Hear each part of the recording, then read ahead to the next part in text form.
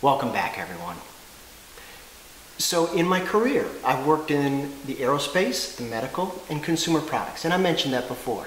But what I didn't mention is that every single company is now gone and offshore. And I played a role in every single one of those moves. I've moved engineering groups to China, I've moved manufacturing to Mexico, I've moved manufacturing to Brazil, I've moved manufacturing and engineering offshore. And I've worked with India. All great experiences, but there's something missing there. And what's missing is that never in my career have I put manufacturing into the US. This is the time that we're going to do that, and this is going to be the fun. So this is way more than just getting a product to market. This is about forming a long-term, sustainable, profitable company. And one of the techniques that we have literally invented to do that is what I've coined micro-manufacturing. Some people call it maker. We know about Maker Faire and some other opportunities to do things like that. We're beyond that. We're into micro-manufacturing. We will be able to handle high-volume manufacturing here in the US with US company and US-based people. And we're going to be really proud when we see that day happen. So as an example, I want to show you two things. So we talked about this tank that would go above the board. Well, what I want to show you is what we did to create that tank. And it's a bit unique. We took the geometric shape and we bought a mold in California. Now, we didn't buy an injection mold. We bought something called a roto mold. It's a much lower cost option to create a part than injection molding when there are unique shapes, and this shape fits into that category. So once we finish and we get our mold from our vendor in California, we then take and put this part into a paint booth that we built. It has updraft flow, HEPA filtration coming into the paint booth so that any impurities come in from the bottom and flow up and out the top so that when we paint this tank, the finish is perfection. So we put together a base coat. We then come back and mask the tank and put on our graphic, which is our liquidroam graphic.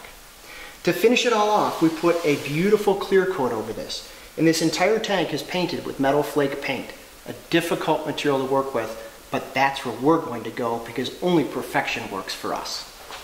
We take this tank and we're ready then to build our next component. Let's go over to our molding department and I'll show you how we work on that assembly as well. So, what I did was took the basic principle of the press design and built it out of wood materials from Home Depot. It's built with a solid 4x6 vertical frame, 4 parallel 2x12s that run from end to end to serve as the upper stay for the press. On the bottom of the press, we have a shaped mold. And this mold could have been made out from a CNC machine, but what we did, of course, was to get creative. We used 2x6 stock, cut a shape in each 2x6, and then screwed and glued all the 2x6s together. And the key to being successful here is that these are all at exactly the same level. And of course they are. Come on over and let's take a look at what the result of 2 years has done for us. We've started low volume production and we have built a number of early adopter boards. We have our standard board, which is silver and gray, incredibly exciting, has all the technology that we set out to achieve in the first place. Articulated steering, so that you can steer with just the front, or steer with just the back, or with both. We have the ability and have achieved all the electronics that are inside the tank, and our tie rod steering gives us that extra turn on the front for that low speed maneuverability. We achieved a couple other things along the way. We have a state of charge indicator right on our hand controller. And, gotta tell you, this is one of the cool features right here. What happened, Ace? I'm out of focus, just keep going. Oh, okay. So one of the cool features is our brake. And I gotta tell you, it's caused us some headache. You'd think a simple thing like a brake, after all we've achieved, wouldn't be so tough. Let me tell you, it was. We've been through a bicycle style brake. We then moved on to a disc brake that was mechanically actuated.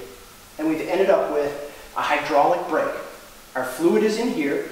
We run a hydraulic cable down and into the caliper system. So the feel of the brake is absolutely beautiful. And you can stop from any speed quickly and without locking up the rear wheel. So we're going to take some time now and we're going to go show how these boards look in operation. It actually works okay.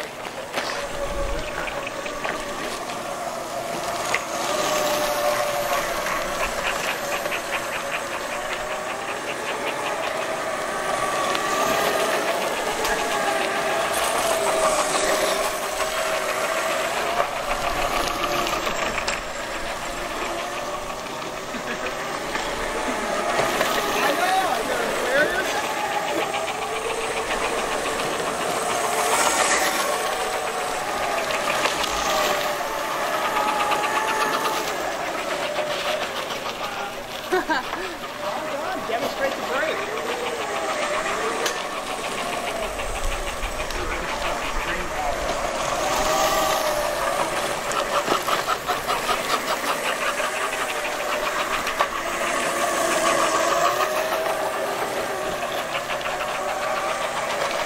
See ya.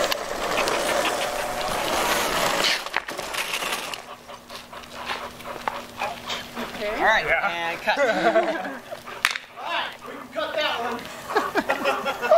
You okay, Brady? Yeah, for sure. You sure? Yeah, that didn't hurt. I just got too close. No. Action. All right, so we're back now, and we're going to be showing you guys a few things, some expressions of some people, and just how the roam board works on the street.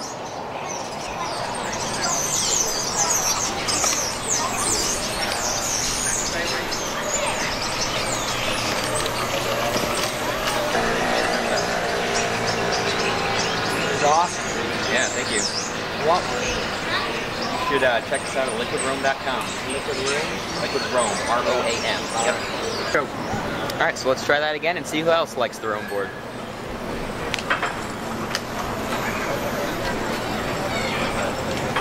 All right, so where did you get it? How long did it run?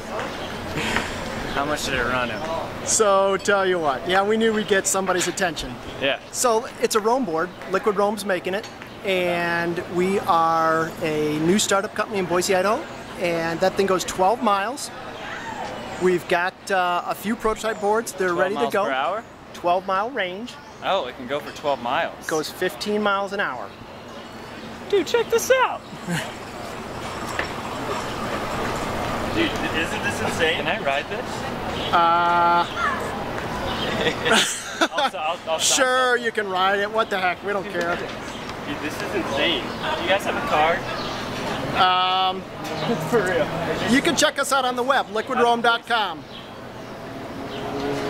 Hey Peter, set them up on the street, get them pointed the right direction. Until I found out your name was Bruce. You were an excellent skater. Yeah. That's what I like to do, but I want to look at the every time. Okay. I was like, I know this guy. I've seen this guy somewhere, and now I know. Alright, so tell me how it works. All right, get out there and explain it to him, Peter. Articulated steering, throttle, brake. Rock brake. So yeah, you can either, I don't think it will be going that fast, so you won't be turning like a skateboard. But if you keep your weight over the board, you can just move your front foot back and forth. And it will be quite You're probably gonna eat shit. This is gonna be so funny. Watch out for the car. Oh my god. Oh, that's so... All right, so there we go. Never ridden a roam board. I did hear that he was a good skateboarder, and he's off. Dude, I have pretty good balance, and that thing was gnarly. That was awesome. All right, you say when you got it. All right, we're on. So, it doesn't take much to understand 2 quick jumps on the roam board, and we get mugged. It happens all the time. So we're on a tight schedule. It's Sunday night, 8:15, and it's going to get dark in a half hour. We need to run back to our liquidroam shop, get boards all around us, take a couple pictures, put this together as a package tonight, and we're going to get it off to you in the morning. We really look forward to seeing you guys on Invention USA, and certainly look forward to talking to you. Thanks.